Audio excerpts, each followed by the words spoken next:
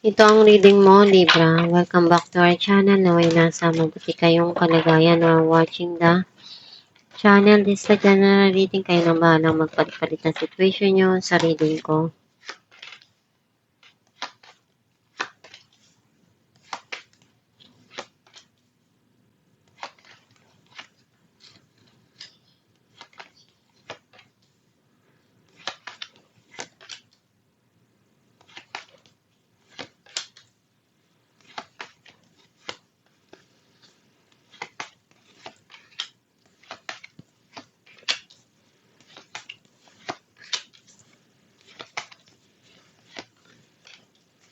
At the bottom of the deck, Four of Pentacles.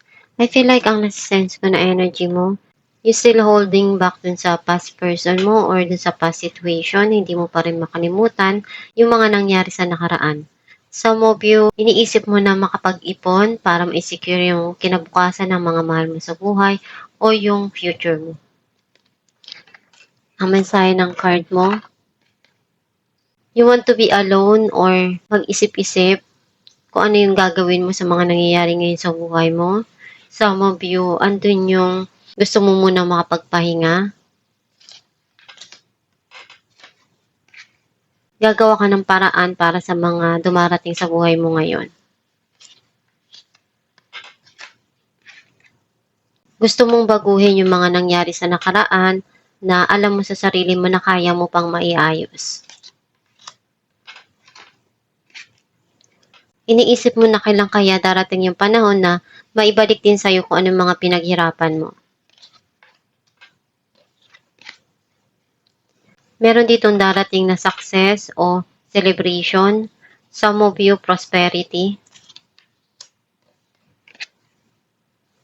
Andun yung pagmamahal na gusto mong ipakita o i-offer dun sa taong mahal mo. Meron ka dito minamanifest na blessing or may darating na blessing para sa'yo na pinaghirapan mo. Meron ditong opportunity na bago na ibibigay sa'yo o igagrab mo. Some of you, may sisimulan ka dito na bagong proyekto na magiging masaya ka. Meron darating na reunion or reconciliation. Marami kang natutunan sa mga pinagdaanan mo sa nakaraan at isa yun sa naging inspirasyon mo ngayon sa mga dumarating sa buhay mo. Meron kang kailangan na pagdesisyonan at harapin dito. Andun yung pagmamahal na hinahanap mo at gusto mong maramdaman yun at ikaw na yung nagbibigay nun para sa sarili mo. Some of you, andun yung pagmamahalan nitong dalawang tao na to na binibigay at pinapakita sa isa't isa. Clarify natin ng Four of Swords. Ten of Pentacles and Two of Pentacles. Hindi mo alam kung ano yung pipiliin mo. Kung relasyon o career mo. Naguguluhan ka at kailangan mong pag-isipan ng maigi to. Clarify natin ang The Magician. Seven of Cups and Queen of Swords. May mga opportunity na dumarating sa buhay mo, pero you feel undecided. And pinag-iisipan mo kung ano yung kailangan at tama na gawin or decision na ibigay doon. Clarify natin ang Five of Swords.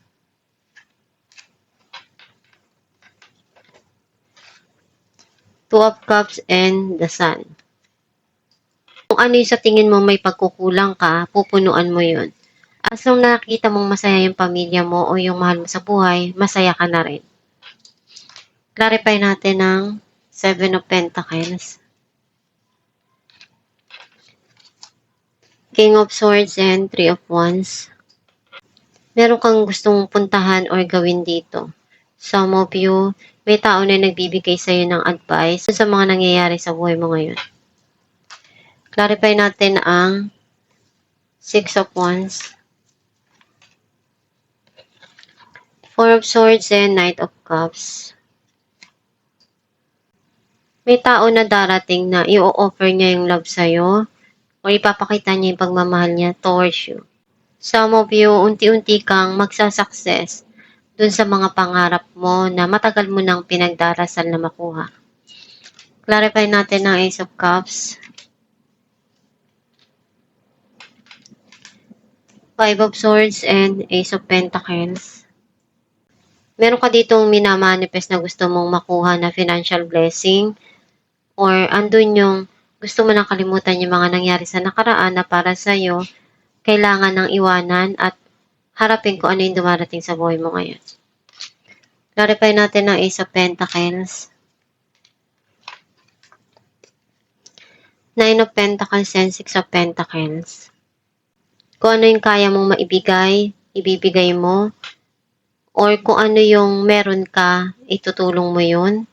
Some of you, unti-unting nag-grow yung financial mo. Kung ano yung minamanifest mo, dumarating ngayon sa buhay mo. Clarify natin ang Ace of Wands.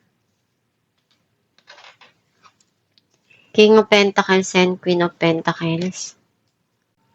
Itong tao na to, iniisip niyang mag-invest or iniisip mong maglaan ng panahon, oras dun sa mahal mo sa buhay or meron kang gustong simulan dito na proyekto na pag-iinvestan mo. Clarify natin ang Three of Cups. Ten of Wands and Justice. Unti-unti mo matutupad yung mga gusto mong mangyari sa buhay mo. Some of you need to balance yung mga dumarating sa buhay mo ngayon para hindi ka ma-exhausted o mapagod. Kailangan mo ring i-enjoy ang buhay. Clarify natin ang The Chariot.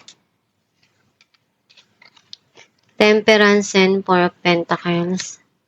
Pinag-iisipan mo mabuti kung paano ka makapag-ipon o makapag-save ng pera. Kasi ayaw mo nang maranasan yung mga pinagdaanan mo sa nakaraan. Clarify natin ang The Moon. Six of Swords and Ten of Cups. Unti-unti ka na nag-heal doon sa mga pinagdaanan mo at ngayon nagiging masaya ka na kapiling ng mga mahal mo sa buhay. Clarify natin ang The Lovers. Three of Swords and the Moon. Sobra kang nasaktan doon sa mga nangyari sa nakaraan and you keep it to yourself. Alamin natin kung ano mensahe para sa'yo.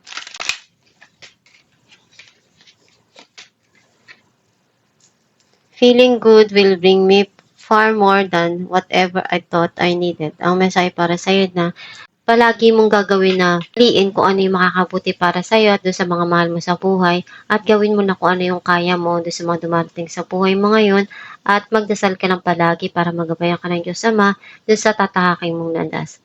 At pagsikapan mo na matupad mo yung mga pangarap mo at magtiyaga ka lang palagi. At itong yung reading Libra, kung nakaresonate ka, kindly comment down below. Thank you for watching. Guys, meron po tayong binibenta na Aram Herbal Oil na makakatulong sa sumasakit na ugat o kumakati na varicose vein sa kamay man o sa paa. Ipahid sa gabi bago matulog at i-massage. And nakakatulong din siya na mag-fade ang iyong varicose vein. Ipahid 2 times a day at i-massage araw-araw. Gawin mo ito araw-araw para mag-fade yung varicose mo. Kapag masakit yung kamay mo, pwede mo rin siyang ipahid sa gabi at i-massage mo para pagising mo sa umaga, marirelieve na yung pain na naramdaman mo. Pwede kayong umorder sa Shopee or sa Facebook. Meron po tayo dong page na Star Shines. I-message nyo lang yon or mag-check out kayo sa Shopee.